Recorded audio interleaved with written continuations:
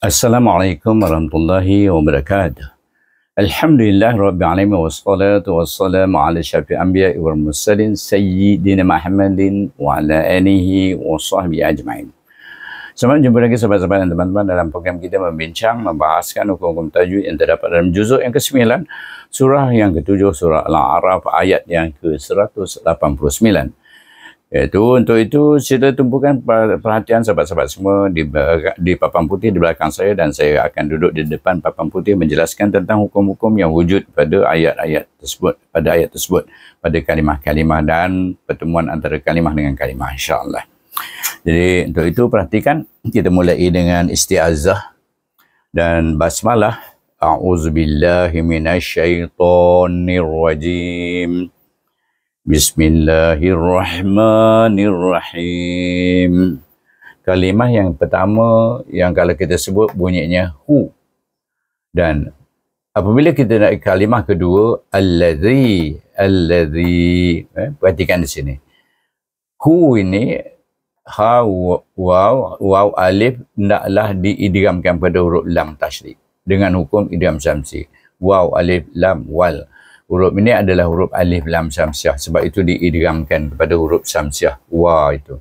Jadi bunyinya huwallazi. Pada zi itu terdapat huruf ya sebab baris ya, baca dengan mat asli. Panjangkan dua harakat. Kemudian kita jumpa kalimah menyambung allazi dengan khalaqakum. Perhatikan bahawa itu tak ada apa-apa hukum di sini, terus sambung saja. Iaitu allazi khalaqakum. Baik, tentukan qaf ini adalah istilah. Kaf ini adalah hamas, istifal. Kaf yang kedua itu istifal. Yang ini qalqalah. Qalqalah. Dia huruf memang qalqalah, tapi sifat dia istilah, angkat pangkal lidah. Tapi qalqalah hanya wujud kalau dia mati. Tapi tak mati, kita terus saja. Khalaqakum. Perhatikan mim bertemu dengan mim, maka bila kita menyambung dengan kalimah min, taklah digunakan hukum idgham syafawi ataupun nama lainnya idgham mislain sauri dengan dengung dua harakat. Khalaqakum min nafsin. Baik. Min nafs. Baik. Mim ya nun sakinah. Maknanya bertemu dengan nun yang bertasydid. Berarti kita akan idghamkan dia. Mim ini kepada huruf nun yang kedua. Pada nun yang pertama dihazafkan. Tak sebuah pangkah sini. Tak dibaca. Terus kita baca pada mim yang kedua dengan dengung. Iaitu dengan idgham ma'al gunnah. Iaitu dibaca dengan dengung. Min nafsin. Sin pula bertemu dengan waw. Maka hendaklah idgham ma'al gunnah juga. Sini idgham kamil, sini idgham nakis. Sebab itu idgham kamil dia ada tasydid sudah. Lam ke ra ke idgham kamil dia ada tasydid. Jadi min nafsiu. Baik, tanwin betul dengan huruf waw, nak idgham ma'al gunnahkan juga dengan dengung dua harakat pada huruf waw. Walaupun dihazafkan zat nun tu hilang, tetapi dia masih dengung pada waw. Iaitu nafsiu wahidatiu. Baik. Waw alif wa bertemu dengan alif, baca dengan mat asli. Hayahi dan alif da. Ta ya nun tanwin bertemu dengan waw, sama juga idgham ma'al gunnah sama. Tanwin bertemu dengan waw. Di sini ta tanwin bertemu dengan waw. Jadi bunyinya wahidatiu wa ja'ala. Semua baris atas. Wa ja'ala. Dan kemudian minha. Baik, mim ya nun dibaca dengan izhar. Nun pada nun tu, nun apa? Ada tanda izhar. Dibaca dengan izhar kan dia bertemu dengan huruf halqiyah, huruf ha di pangkal halqum tu.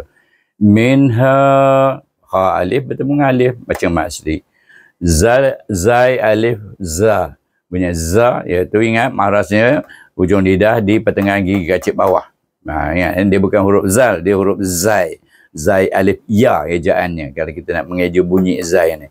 Baik, zai alif za bunyinya bertemu dengan waw. Banyak memoncongkan bila zau dia bacaan dengan lin kerana waw sebelumnya terdapat baris atas. Baik, jim alif ja, jaha, jaha, ha dibaca panjang kerana iaitu dengan maksud kerana selepas baris alif ada terdapat huruf alif. Selesai baris pertama. Kemudian kita jumpa li Yas ya alif sim. Kenapa bunyi yas? Tak bunyi ya kerana dia bertemu dengan sin yang sukun. Yas liyas kahwaku nun alif na. Liyas kuna baru pergi ilaiha. Dari hamzah ya illam alif ya itu dibaca dengan lin. Kerana sebelum ya terdapat huruf barisah. Ha dibaca dengan mat asli kerana panjangkan dua harakat iaitu sebab baris alif ada huruf alif. Liyaskuna ilaiha. Baru berjumpa dengan kalimah falamma. Baik, perhatikan saya dengungkan di mim itu. Lam alif mim dengan wajib guna dua harakat dan ma saya panjangkan dua harakat dengan ma asli. Falamma taghash ghain dengan shin tu dia bertasydid. Tu sebab bunyinya ghash dia tak bunyi ra, dia gabung dengan shin. Taghasyaha. Dua-dua dibaca dengan ma asli. Selepas shim alif ada alif, selepas ha alif ada alif. Okey. Itu sebab terjadinya hukum mat asli pada sya dan ha dengan dua harakat bacaan. Hamalat.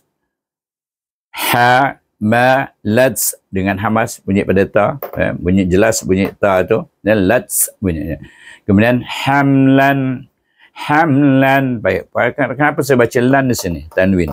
Lam alif nun lan bunyinya. Maknanya saya baca dengan izhar. Sini izhar syafawi pada mim yang sukun. Pada huruf mim sukun dibaca dengan izhar syafawi. Kerana mim tidak bertemu dengan mim, tidak bertemu dengan ba. Kalau dia bertemu dengan mim, mesti ni jadinya. Macam ni. Jadi bertemu selain pada huruf mim, selain pada huruf ba, mim dibaca dengan izhar syafawi. Dan ni tanwin, boleh kerana dia bertemu dengan huruf halqiyah, dibaca dengan izhar halqi. Hamlan khafifan.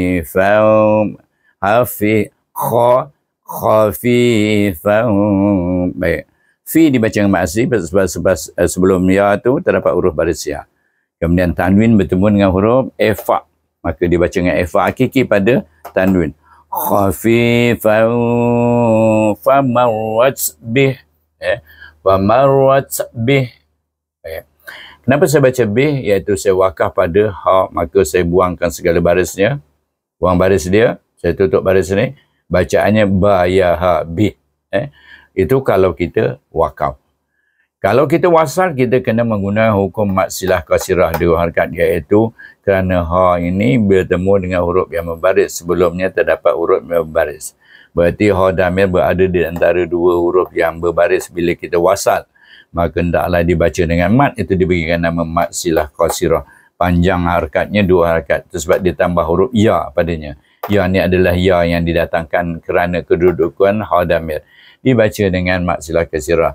Wa marat bihi falamma asqalat.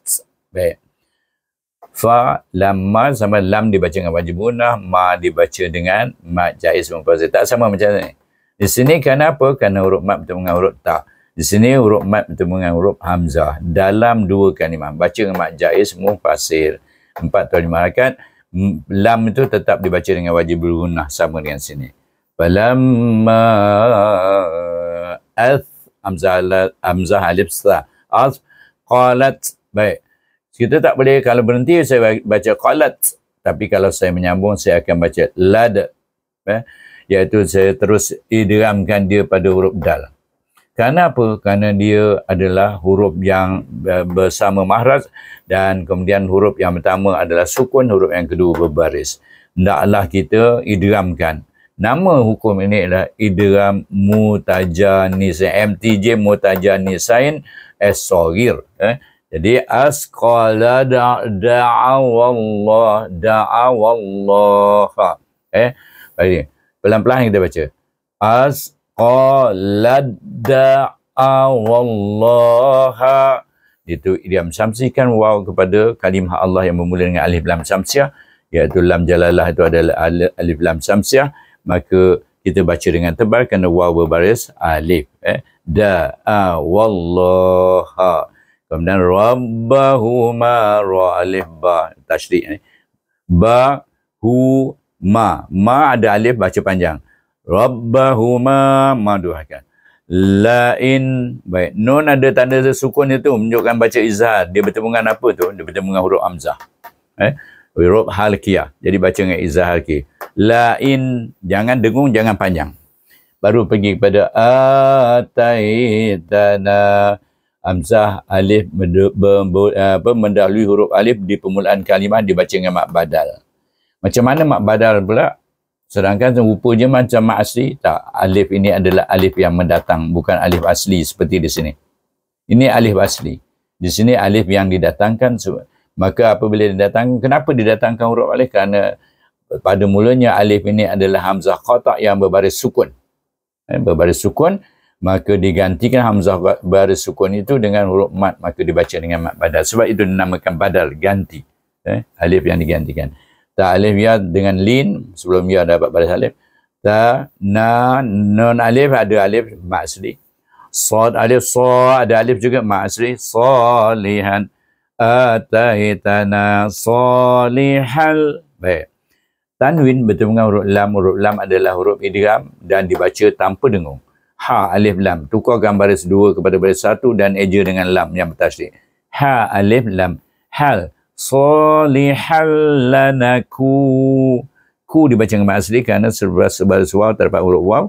Nun alif nun bertasydid dengan tu wajib berunahkan dia. Nanna.